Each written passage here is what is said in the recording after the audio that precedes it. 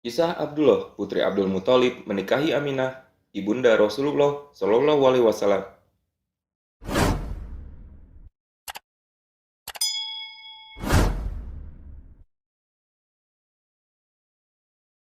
Bersamaan dengan hari disembelihnya 100 ekor unta untuk menggantikan posisi Abdullah, Abdul Muthalib membawa satu ekor unta yang telah disembelihnya ke rumah Wahab bin Abdul Manaf, ketua kabilah Bani Zuhroh, dan melamar putrinya Aminah binti Wahab, yang saat itu dipandang sebagai semulia-mulianya perempuan Quraisy dari sisi nasab dan kedudukan untuk dinikahkan dengan Abdullah.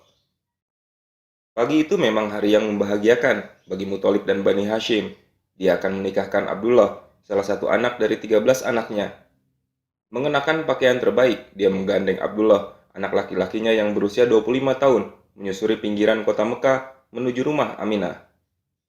Sebelum tiba di kediaman mempelai perempuan, mereka harus melewati permukiman Bani Asad, salah satu dari suku Quraisy yang mempertahankan kepercayaan Nabi Ibrahim alaihissalam di tengah masyarakat yang jahiliyah.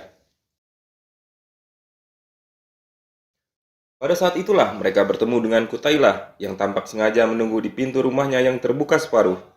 Dialah perempuan yang di kalangan masyarakat Quraisy bukan saja terkenal karena kecantikan wajah dan perilakunya, melainkan juga karena kabilahnya, Bani Asad.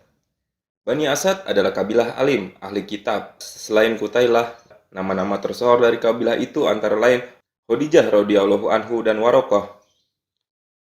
Kutailah tak bisa menahan diri untuk tidak menyapa Abdullah. Saudara perempuan pendeta Warokah itu terang-terangan meminta Abdullah agar menjadikan dirinya sebagai istri. Ketika pada suatu pagi, Abdullah yang digandeng oleh ayahnya Abdul Muthalib berjalan terburu-buru melintas di jalan depan halaman rumahnya. Wajah Abdullah memerah oleh lamaran spontan Kutailah dan dengan tersipu dia menjawab dirinya akan menikahi Aminah, perempuan dari Bani Zuhroh.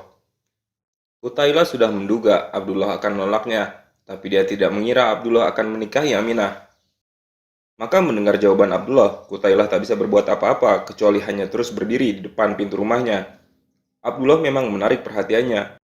Pemuda dari Bani Hasim itu juga terkenal di masyarakat Mekah sebagai pemuda tampan, meskipun bukan soal itu yang menarik perhatian Kutailah.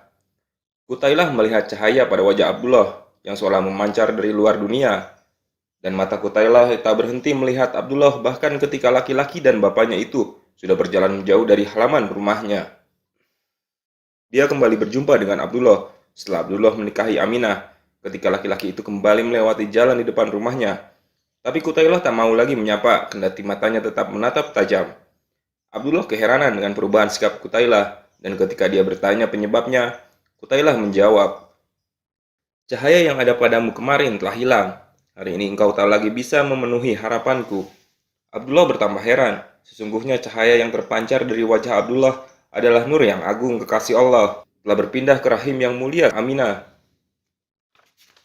Pernikahan Abdullah dan Aminah terjadi pada tahun 569 Masehi, dan setahun setelah itu dikenal sebagai tahun gajah, tahun ketika Muhammad, anak mereka, dilahirkan. Anak mereka itulah yang diimani oleh kaum muslimin sebagai utusan Allah yang terakhir.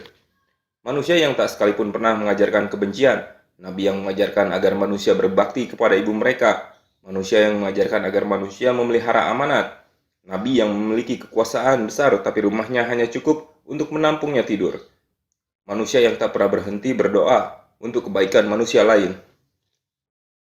Kisah wafatnya ayah Nabi Muhammad SAW, Abdullah, ayah Rasulullah SAW, meninggal dunia ketika umurnya mencapai 25 tahun di kota Yastrib, di perkampungan paman ayahnya dari suku Bani Najjar, di sebuah rumah yang dikenal dengan sebutan Darun Nabkoh, dan di tempat itu pula ia dimakamkan.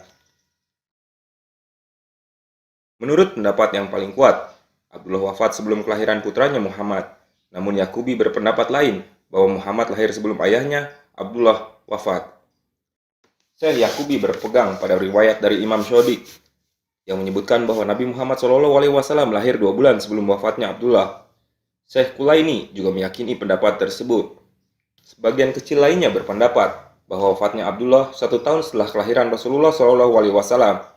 Ada yang menyebut 28 bulan, ada pula yang meyakini 7 bulan setelah kelahiran Nabi Muhammad SAW. Penyebab meninggalnya Abdullah di kota Madinah disebutkan.